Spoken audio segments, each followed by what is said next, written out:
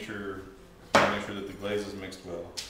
I always have sponges, and there are at least 25 ways to glaze for every person that's in here that I know of.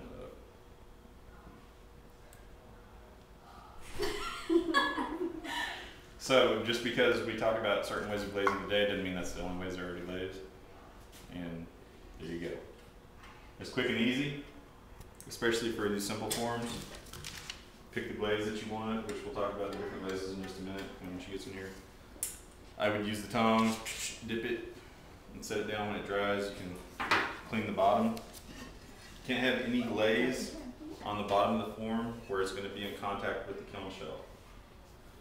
You also need to have glaze cleaned back away from the edge of where it's going to be in contact with the kiln shelf in case the glaze decides it doesn't want to stay put, because then it'll run down and join with the kiln shelf and you will have a very large heavy plate with a big bottom. Which actually means we'll break your plate to get it off the kiln shelf so we can use the kiln shelf. So, any questions so far? No? What's your first question? Somebody's got to have a question. What day is it? Today is Wednesday. We already talked about that. Remember? Glaze selection, you need to consider what you have on your piece and how much of it you want to be able to see and how you want it to appear after you glaze it. There are several different glazes we have available. Some of them are opaque, meaning you put it on there and you're not going to be able to see anything, but you still may be able to feel some texture. We have semi-translucent glazes, which you can see some of what you've got on the surface through the glaze, depending on how dark, how long you dip it will make it thicker, and what color of slips you're using. If you're using a lighter slip, it might not show through as well. It might show through better depending on what color the glaze is. And then translucent glazes, where you're going to be able to see everything that's on there, and it affects the colors in different ways. So, who does not want to obscure what's on their form at all? Like, you want to be able to see through the glaze. Just like I killed mine. That's neat. I didn't mean to kill it. You can do a plate collection of every continent. I'll put a bunch of. And who wants to use a glaze that kind of is translucent but not? Okay. And What colors? well, that is where we go next. Because Nelson Celadon is going to be your best bet, or Come-Tin Clear, if you want to be able to see through it. And Nelson Celadon, if you have blue slip on there, is really going to pop.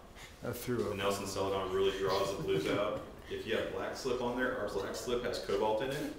So the black slip will actually get a little bit of a blue tint to it. It's not going to be like blue, but when you look at it, there's going to be a little blue, kind of like a really dark night sky that has kind of blue, but it's not. And the how does that fire might come out more? It'll be your white will show through. I mean, it's not clear, but it is really translucent. So what color does it make it? Oh yeah. See, that might come out red or green. I don't know. Should be This is one dip with Nelson Celadon. This is in texture. This is on black slip, and this is on white slip. Now this is a pretty thin white slip, but this is also stoneware, which is what you guys have used, which is a darker clay body. So the white slip would need to be thicker, like what you've got going on there, or the dots that you have there is a thickness that would show up well. Yours may or may not show up real well, where it's real Can I thin. leave it without any, but like this? Yes. Can I just do that? And that's another option too. You don't have to put any glaze on it, or you can we can mask parts of it so that it won't have glaze.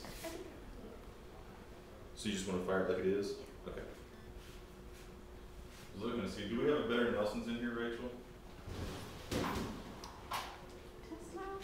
This is Nelson, isn't it? Yeah. That's a good one. Another thing we can do, especially with Nelson's, which reacts really well, after you put the glaze on, you can use stains or oxide washes. This is cobalt.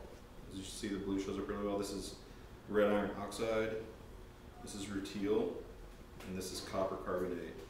We have those already mixed down there. You'd use a different brush depending on what shapes, how broad the strokes and bold you want it to be. If you guys want to look at some of these. If you're wanting it to be, like you were talking about, wanting it to be semi-translucent, like Howell's Amber Celadon or Seacrest Black would be really nice. Secret Black. It's Seacrest also. Yeah. Maybe I want to make the body This is green, the same clay body. but you'll see the gray outline to break up the. I want the body to be green, and you'll see where the lines are for definition. You want what body to be green? The whole, yeah. And you want not the rest of this to be green? We can make it a darker green or a different color, Cheater's really nice. just so that the dinosaur sticks out. I like that green. Is this the green? It'd be okay. I was looking We have for dark a green. light green translucent. We have a little bit one, Green translucent. Mm-hmm. We know.